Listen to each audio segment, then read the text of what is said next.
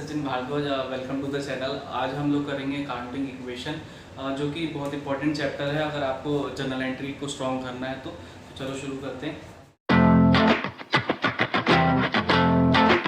सबसे पहले कुछ रूल्स हैं, उनको समझ लेते हैं हम लोग। अकाउंटिंग इक्वेशन करने के लिए रूल्स बहुत ज़्यादा इंपॉर्टेंट हैं। पहला रूल है ऑल एक्सपेंसेस, जितने भी खर्चे होंगे टेकन फ्रॉम द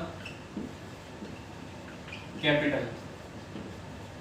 कैपिटल कौन था याद होगा आपको, ये वो मनी है जो कि ओनर इन्वेस्ट करता है। तो जितने भी एक्सपेंसेस होंगे वो भी ओनर ही अपनी कैपिटल से पे करेगा। सेकेंड रूल ऑल इनकम्स, जितनी भी हमारी इनकम होगी, अगर मालिक एक्सपेंस पे कर रहा है तो उसका हक तो इनकम पे भी है, तो जितनी भी इनकम होंगी वो सारी कौन लेगा, all incomes given to capital. मतलब ओनर को ही प्रॉफिट मिलेगा। अगर ओनर एक्सपेंस भी दे रहा है तो ओनर को हक है कि वो प्रॉफिट भी ले फर्म से। तो खैर थर्ड रूल है जो कि फॉर्मूला है, assets is equals to liabilities plus capital. ये अकाउंटिंग इक्वेशन का एक फॉर्मूला है जो कि बैलेंस शीट भी इसी फॉर्मेट से बनती है। इसको पहले मैं प्रूफ करके दिखाता हूँ आपको कि ये कैसे left hand side right hand side की कैसे इक्वल हो जाती है। सबसे पहले अगर मैं लेट करूँ, बिजनेस स्टार्ट किया, बिजनेस स्टार्ट करने पे मालिक ही पैसा लगाता है। सपोज करो एक एग्जांपल से लेते हैं हम लोग, ये मिस्टर अनिमेश है। मिस्टर अनिमेश ने अपने बिजनेस में 50,000 का इन्वेस्टमेंट करा, वो भी कैश में, मतलब 50,000 रुपये बिजनेस में लगाए। तो याद करिए पहली क्लास को हमने बोला था कि मालिक के द्वारा लगाया गया पैसा वो कैपिटल कहलाता है। तो मैं इस 50,000 को कैपिटल के नीचे डाल दूंगा। और मैंने क्या बताया था कि मालिक ने बिजनेस में कैश लगाया, तो cash is our current assets, तो मैं एसेट्स के नीचे 50,000 डाल दूंगा। क्या ये left hand side right hand side के इक्वल है? हाँ बिल्कुल इक्वल है। दूसरा, यही ओनर सपोज करिए मार्केट जाता है, मार्केट का नाम XYZ मार्केट रख लेते हैं, यहाँ से 20,000 के गुड्स लेकर आता है और वो भी उधार, शक्ल बनाता है उल्टी सीधी, उधार दे देता है कोई इसको। तो इसने क्या करा, 20,000 का उधार माल ले लिया। तो उधार माल ले लिया का मतलब है करंट एसेट्स 20,000 के ले लिए इसने, तो एसेट्स में 20,000 में इंक्रीज कर दूंगा। अब जैसा कि इसने पैसे तो दिए नहीं तो इसने उधार लिया है। अब उधार याद करिए कि मैंने एक कॉन्सेप्ट पढ़ाया था लायबिलिटीज, जिसका मतलब होता था कर्जा। अगर मैं किसी से उधार लाया तो इट मीन्स कि मेरे सर पे उसका कर्जा चढ़ गया, अब मुझे उसको पे करने, तो मैं लायबिलिटीज में वो 20,000 रुपीज ऐड कर दूंगा। अब मैच करके देखते हैं, 70 is equals to 20 plus 50 which ultimately gives the 70,000। तो अभी भी देखिए left hand side equals to right hand side. तो ये फॉर्मूला ऐसे प्रूफ हो चुका है। इसके बाद हम लोग क्वेश्चन स्टार्ट करते हैं। तो ये कुछ फॉर्मेट है अकाउंटिंग इक्वेशन का। सबसे पहले फॉर्मेट समझ लेते हैं। डेट, ट्रांजैक्शन, एसेट्स जितनी भी होगी हम इस साइड एंट्री करेंगे, लायबिलिटीज और कैपिटल को हम लोग राइट हैंड साइड डालेंगे और बीच में इक्वल्स टू का साइन डाल देते हैं। अब एसेट्स का फर्दर डिवीजन होता है। सबसे पहले आता है कैश, जो कि सबसे ज्यादा इंपॉर्टेंट होता है किसी भी फर्म के लिए। कैश के बाद सबसे इंपॉर्टेंट है गुड्स, इसको हम गुड्स या स्टॉक दोनों में से कुछ भी लिख सकते हैं। उसके बाद यहाँ पर हम लोग डेटर लिख सकते हैं। डेटर कौन है? जो कि हमारा कस्टमर है, जिसको हमने उधार माल बेचा है। लायबिलिटीज के नीचे हम लोग क्रेडिटर लिख सकते हैं। क्रेडिटर कौन है? जिससे हम लोग उधार माल लेकर आए। और कैपिटल तो आपको पता ही है, ओनर्स मनी होती जो कि ओनर ने इन्वेस्ट करी। तो चलिए क्वेश्चन शुरू करते हैं। ये क्वेश्चन अकाउंट्स की बुक का 5th चैप्टर का पहला क्वेश्चन है, पीछे बैक एक्सरसाइज का। आपको ऊपर क्वेश्चन भी दिख रहा होगा, तो या तो पेज ओपन कर लो या स्क्रीनशॉट ले लो आप लोग। तो पहला है, ओनर ने बिजनेस स्टार्ट किया,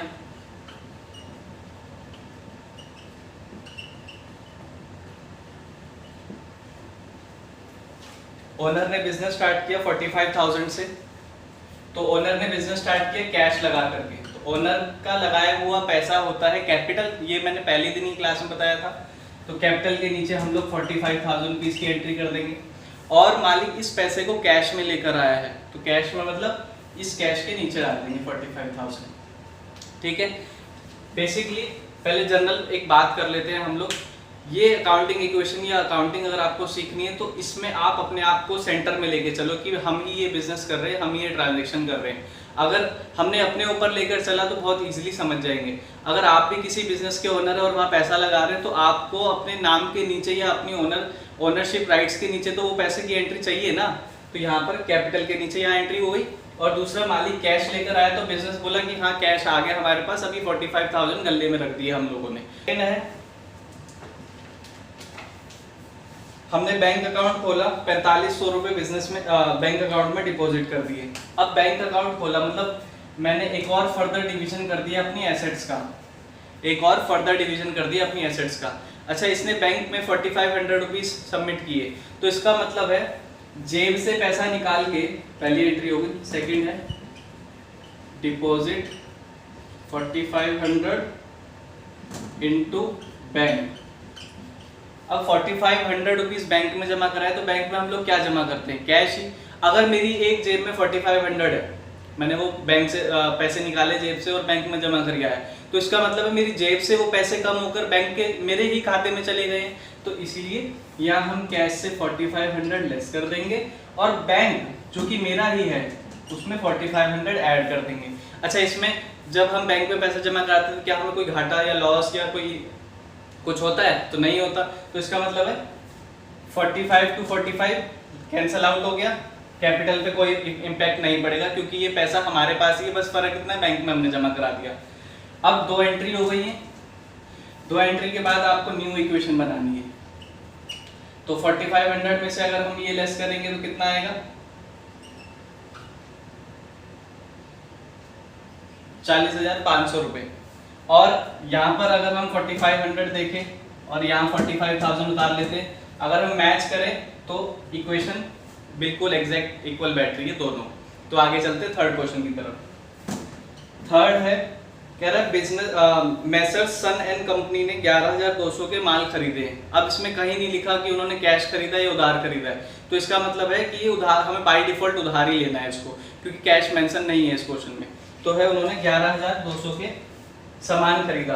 तो सबसे पहले सामान को हम लोग गुड्स कहते हैं, तो गुड्स में 11,200 की एंट्री चढ़ा देंगे हम और यहाँ पर लिख देंगे bought goods from messrs son and company. 11,200 की एक तरफ तो एंट्री हो गई, अब दूसरी तरफ क्या एंट्री होगी? इस तरफ। तो आप मुझे ये बताइए, अगर आप मार्केट में सामान लेने गए और पैसे नहीं देकर आए तो क्या ये आपके सर पर ही कर्जा चढ़ गया? कभी ना कभी तो हमें चुकाना पड़ेगा, तो ये हमारी लायबिलिटीज बन गई हैं। तो लायबिलिटीज में हम लोग एंट्री कर देंगे क्रेडिटर के नीचे 11,200 रुपये। 3 ही क्वेश्चन थे, तीनों खत्म हो गए, तो अब इनका टोटल कर लेते हैं। तो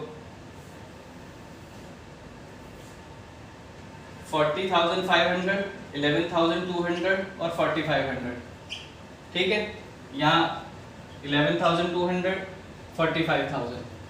अब इनका टोटल देख लेते हैं। इसका टोटल है 56,200, इनका भी टोटल करेंगे हम लोग तो 56,200। क्या ये दोनों इक्वल है? तो हमने बिल्कुल अकाउंटिंग इक्वेशन का तीनों क्वेश्चन जो है ठीक करे। इसके बाद अगला क्वेश्चन देखते हैं।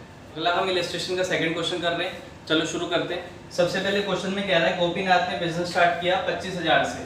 तो पहला है Gopinath started business with cash. Cash में 25,000 आ गई। अब मालिक का लगाया हुआ पैसा कैपिटल होता है, कैपिटल में 25,000 आ गए। क्या ये दोनों साइड इक्वल दिखा रही है? हाँ दिखा रही है। सेकंड क्वेश्चन में कह रहा है हमने श्याम से माल खरीदा, परचेज गुड्स फ्रॉम श्याम। कहीं भी कैश की डिटेल नहीं है, इसका मतलब है हमने उधार खरीदा, ठीक है। अमाउंट है इसका 10,000, तो मतलब 10,000 का माल खरीदा। अब 2 मिनट रुक के ये सोचते हैं क्या हमने पैसा दिया? नहीं दिया।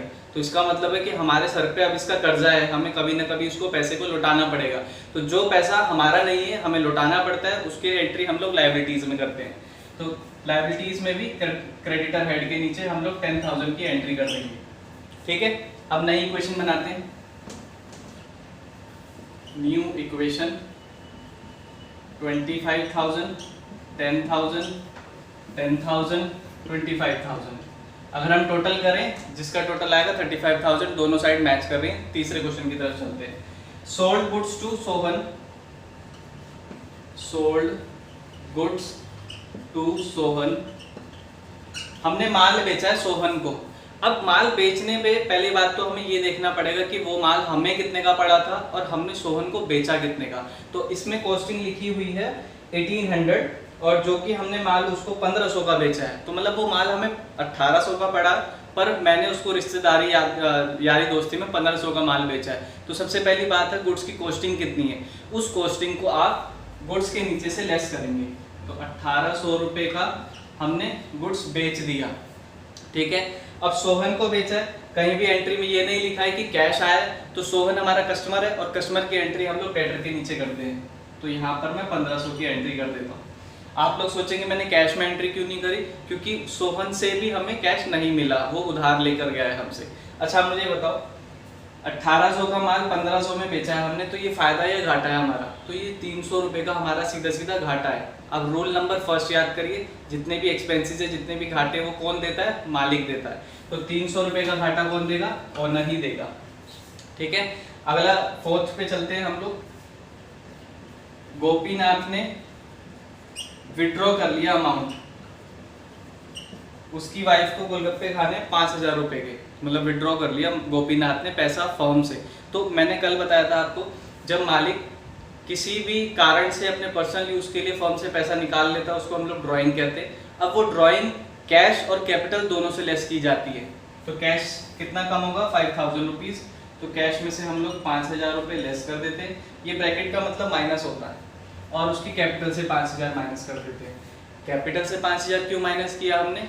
अब मैंने कहीं पे पैसे लगाए 20000 रुपये, मुझे कोई जरूरत आ गई, मैं 5000 वहाँ से ले जाऊंगा। अब मेरा हक तो वहाँ 15000 का है ना सिर्फ, क्योंकि मैंने अब पैसे निकाल लिए अपने उल्टे। तो चलो अब टोटल करते हैं इसको। ये 25000 था, 25 में से 5 गए, बचे 20000। ये 10000 था, 10000 में से 1800 गए, बचेंगे 8200। 1500 रुपये सीधे नीचे आ जाएंगे। 10,000 का 10,000 पूरा नीचे। 25000, 25 में से 5 गए, बचे 20, और 20 में से 300 गए, 19,700। तो अगर हम टोटल करें ये हो जाएगा 29,700, और यहाँ पर अगर हम टोटल करें तो देखते हैं 20,000, 8200 और 1500, तो 700, 9 और 2 आ गया 29,700। तो क्या ये दोनों मैच कर रहे हैं हमारे? जब ये मैच ना करे तो आप एक बार रेक्टिफाई करें एंट्रीज, कहीं ना कहीं कोई गलती जरूर निकलेगी। अब आगे नेक्स्ट क्वेश्चन की तरफ चलते हैं।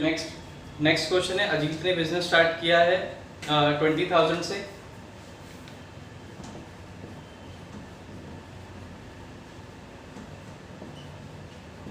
$20,000 कैश में एंट्री हो जाएगी और कैपिटल में एंट्री हो जाएगी, दोनों तरफ एंट्री हो गई। सेकंड क्वेश्चन है, फर्नीचर खरीदा हमने 2000 का, तो सेकंड है परचेज फर्नीचर। अब मुझे ये बताइए फर्नीचर हमारी कौन सी एसेट्स है? फर्नीचर हमारी गुड्स तो नहीं है, फर्नीचर हमारी फिक्स एसेट है। तो जो भी फिक्स एसेट होती है उसका एक एसेट्स के नीचे फर्दर क्लासिफिकेशन में हम डाल देते हैं उसका नाम फर्नीचर। अब 2000 का फर्नीचर खरीदा मैंने, यहाँ फर्नीचर के नीचे तो एंट्री कर दी।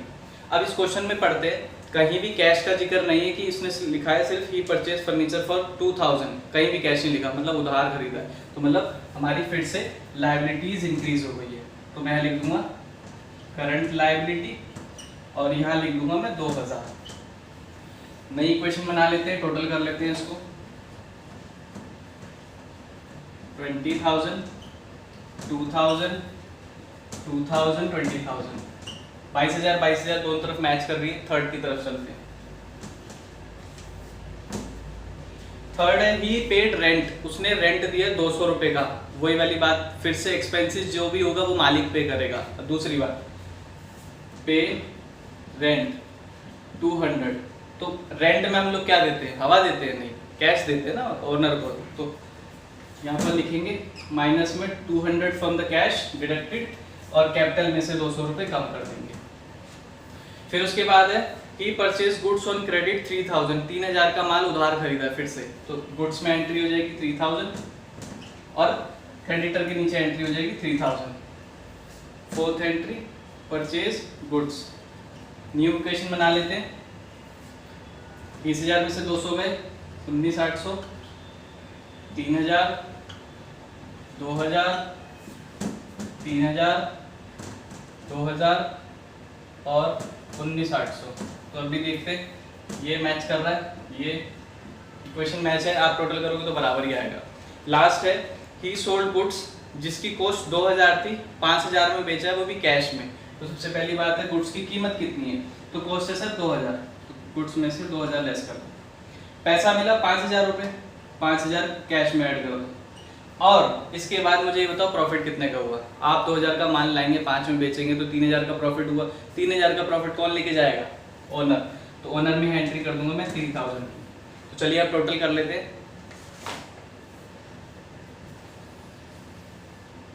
19,800 में 5000 जोड़ेंगे हम लोग तो आ जाएगा 24,800।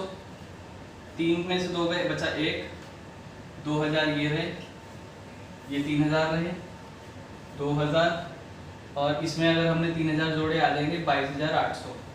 तो टोटल कर लेते, 24 में 1000 जोड़ो 25,800, 25 में 2 और जोड़ो 27,800।